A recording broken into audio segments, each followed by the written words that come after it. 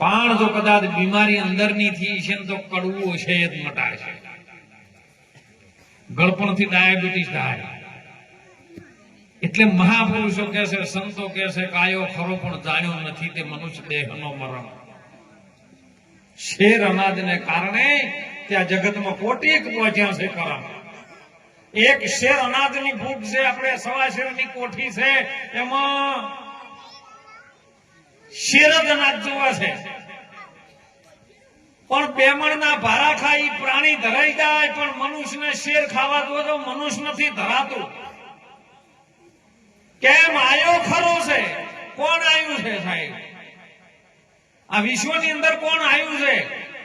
ભગવાન કૃષ્ણજી ગીતામાં કહે છે કે અર્જુન આત્મા આવતોય નથી, જતોય નથી, તો આવ્યું છે કોણ? તમે એને જાણો તો ખરી. આયો ખરો પણ જાણ્યો નથી. આ મનુષ્ય દેહનો મરમ. મનુષ્ય દેહ છે ને, એનો મર્મ શું છે યાદ સુધી કોઈ જાણી નથી શક્યું. મહાપુરુષોએ જે પરમાત્મા આ રચના કરી છે ને, એસો ખેલ રચાયો મેરે દાતા જો દઉં તો તુનો, ऐसी भूल दुनिया के अंदर साबित करता તુનો તું. અરે કીડીમાં નાલો લાગે ને હાથીમાં મોટો ગજાવર થઈ બેઠો.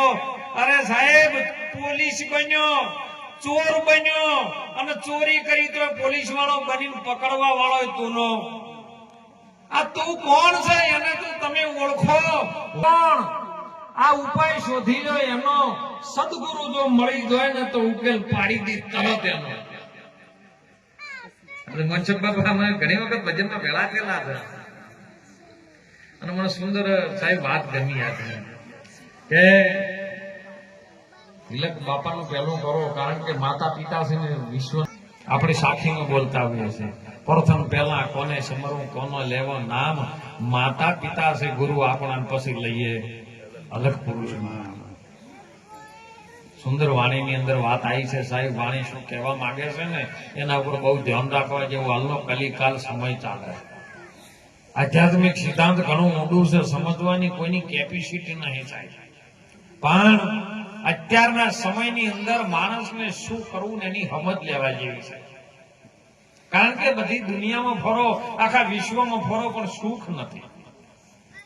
કોને કરોડો રૂપિયા હોય, ગાડીઓ વાડીઓ હોય તો કે મારું મોટું અમન જમાઈ હારા નહીં મળે.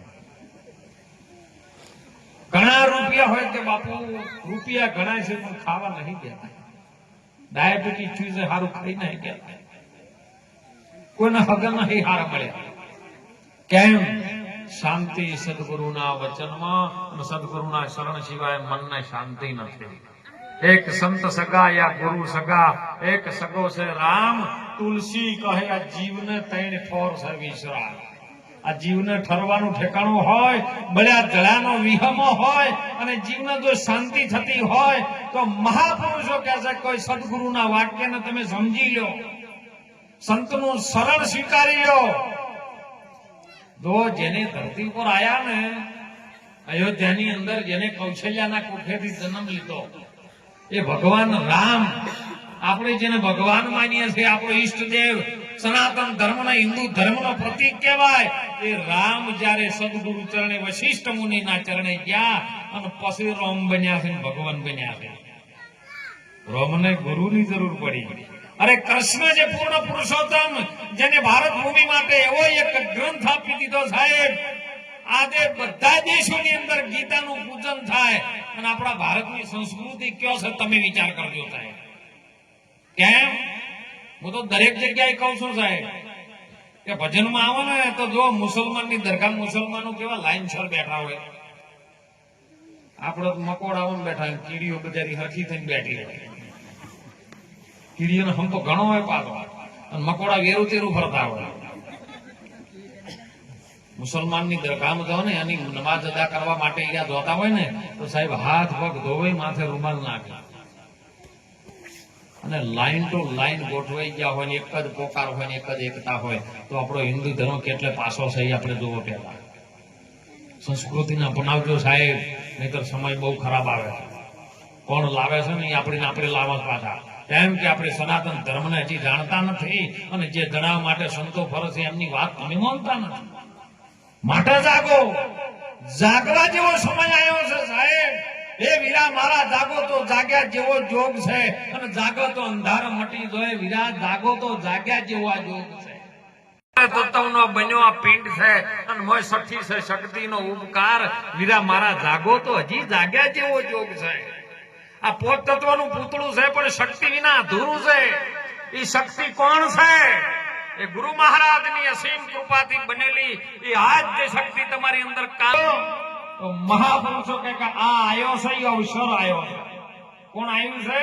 અવસર પ્રાપ્ત થયો, મનુષ્યનો અવતાર આવ્યો છે. અને એનો મર્મ શું છે એ જોણો. મર્મ જોણ્યા વિના મેળ નહીં પડે. ડોગેરમાં ચોખ્ખો છે ખરો, પણ જો સુધી ખંડાય ના અને એનું ભોતરું ન ઉખડે ને તો સુધી ચોખ્ખો ન થાય.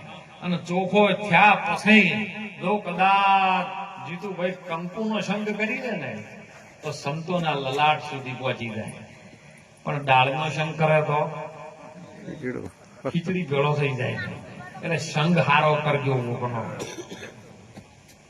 મહાપુરુષો સંતો આપણા ભારત ભૂમિના જેને જેને આ ધરતી ઉપર આપણને લાયા છે ને, હું તો દરેકને કઠોર શબ્દોની અંદર કહું છું કે સાહેબ, મણોનો અવતાર મળ્યો હોય અને આપણી જનેતાએ આપણને જન્મ આલ્યો હોય ને, તો મહાપુરુષો કે જોજે જોજે માનવ રંગ જાય ના, એ તને પાછળથી પસ્તાવો થાય ના. જોજે જોજે માનવ રંગ જાય ના.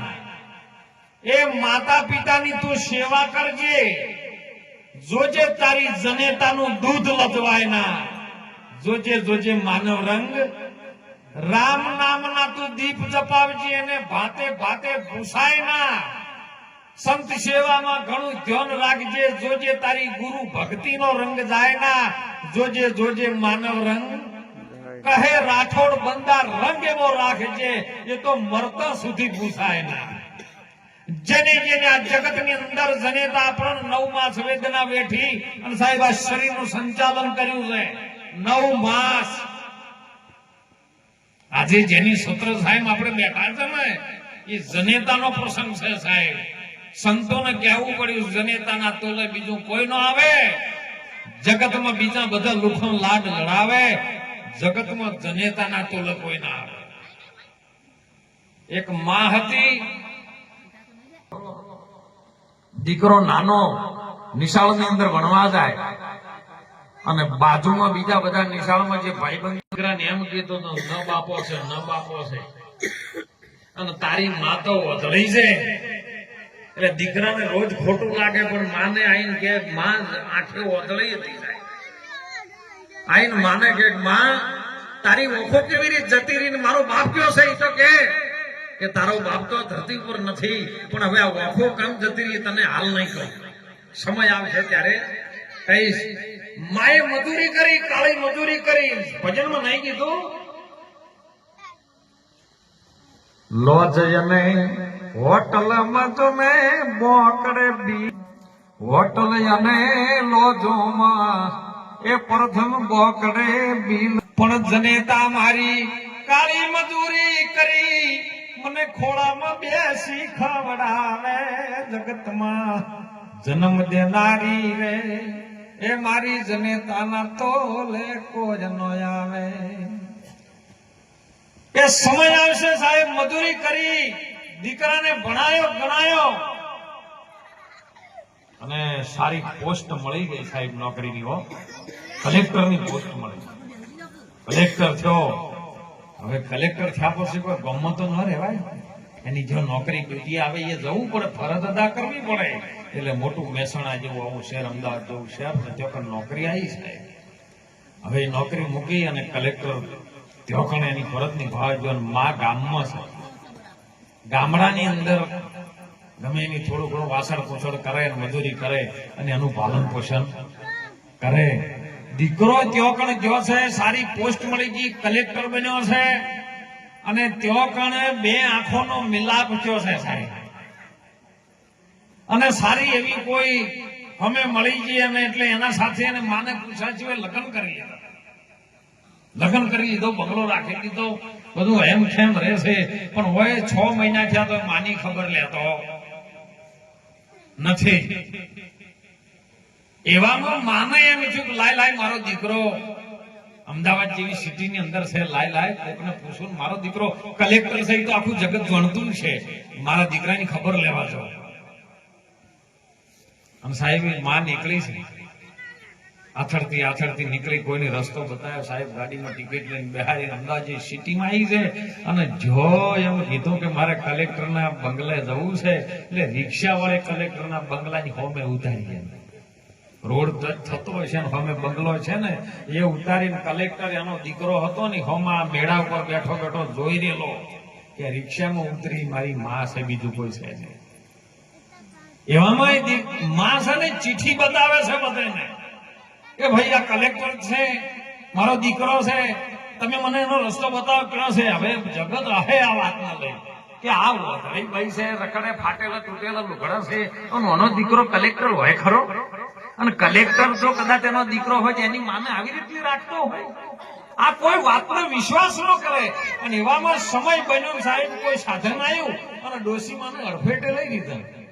ડોશીમાનું પ્રાણ પર ફેરવું, ઓલ્યો જોઈ રહ્યો છે કે મારી માં છે. ટોળું વળી ગયું ચારે બાજુ, અને ચોકણ બધા જોવે છે, માના હાથમાં ચીઠી છે. પેલો દોડમ દોડ આવ્યો છે અને જોયું છે, પણ કહેતો નહીં મારી માં છે.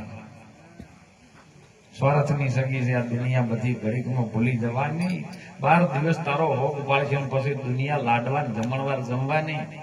માટે હું કરતો તો હાલી નીકળ મત, હું પદમાં નથી કઈ ઘણું હારું. લોટ પાણીનો એક શેર અનાજનો અધિકારી બાકી લઈ લે છે બધું પરભારું. અને દોડીને આવ્યો છે ને જોવે છે, માનો પ્રાણ પંખેરો ઉડવાની તૈયારી છે. અને માના મુખમાંથી શબ્દ નીકળ્યો, સાહેબ હાથ ઓળખી જઈએ કલેક્ટરનો કે મારો દીકરો જ મને હાથ પકડ્યો છે. જો માનો સ્પર્શેન્દ્રિય એવી વચાય, દીકરો બોલ્યો ને એટલે અવાજ ઉપરથી માં ઓળખી જઈ મારો દીકરો આવ્યો. અને માએ મરતા કલેક્ટરને બોલ્યું, બેટા તું કહેતો હતો નાનો હતો ત્યારે કે મારી ઓફો કેવી રીતની જઈ, તો હોભાળ, તું નાનો હતો, નાના દીકરા વગર મોઈ જેડી રમતો હતો, લાકડી રમતો હતો, ગેડી દડે રમતો હતો. અને એ વખતે લાકડાની મોઈ જેડી થી તારા ઓખને નુકસાન થયું અને 2 ઓખો ફૂટી ગઈ હતી. ત્યારે ડોક્ટરો એવું કીધું હતું, કદાચ કોઈ મને ઓખો આપે તો આર્યો હાથો થાય છે ને ફેમિલી ઓખો તો એમ છે. ઈ દાડે બેટા મેં મારી ઓખો તને આપેલી હતી, બસ પ્રાણ પણ ફેરું ઉડી ગયો સાહેબ. આ જનેતા કરી શકે, બીજું કોઈ ન કરી શકે. એટલે કીધું છે ને કે માય માન બીજા વગડાના મોઢે બોલું મને હાથે નોનપણો અભરે, પણ એ મોટપની મજા મનવે કડવી લાગે કાગડા. કવિ કાગ બાપુએ કીધું સાહેબ, જનેતાના તોલે આ વિશ્વમાં કોઈ આવે એવું નથી. માટે જીવતો જી જેટલો લાડ લડાવો ને એટલા લડાવી લેજો સાહેબ. માતા પિતાની સેવા ખૂબ કરી લેજો. તમે મંદિરે નેજો તો ચાલશે, પણ મા બાપની સેવા કરજો ને કરજો. બીજું વિશેષ ભજન ની અંદર કે મને બોલાવે સદગુરુ જ્ઞાની. કેવા જ્ઞાની? સદગુરુ, ગુરુ નહીં. આ તો બધા સાખીઓ બોલે છે કે ગુરુ બિન જ્ઞાન નવ ભજન, ગુરુ બિન મીઠાના ભેદ. ગુરુ મહારાજ ની સાખીઓ બોલે, ગુરુ ના કર્યા હોય, કોઈને વંદન કરતો ન આવડે, કોઈને જય ગુરુ મહારાજ ન કરતા આવડે, અને પાછા ગુરુ મહારાજ ની સાખીઓ બોલે. પેલા નિયમ રહેવું પડે સાહેબ. નિયમ અને સંયમ જ્યાં સુધી ના હોય ને ત્યાં સુધી ભક્તિ ન આવે. હમણાં વાત કરી હતી ને, ભાવ વિના ભક્તિ આવે નહીં. પણ